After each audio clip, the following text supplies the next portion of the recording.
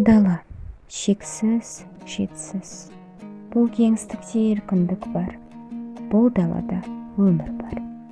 Осында аңыздар туады, осында тұлпардың тұяғы дүбірлейді.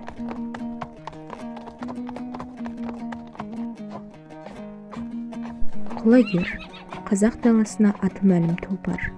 Ол желден жүйрік, қыраннан биік еді.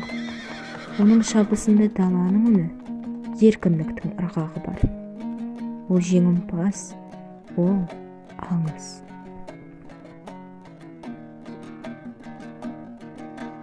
Бәйге, жүйректердің сайысы. Бұл жерде тек мықты ғана топ жарады. Құлагер бәйгенің алдын бермейтін жүйрік еді.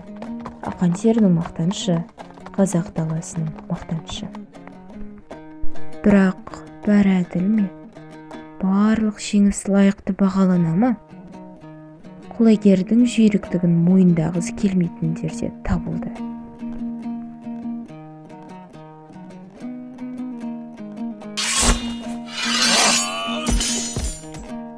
Зұлымдықтың қолында ар намыс жоқ.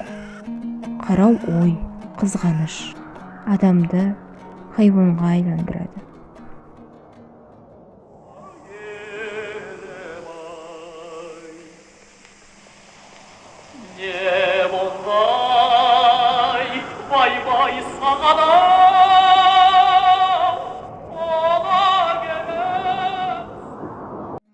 Сіз бұл оқиғаның сырын білгіңіз келе ме?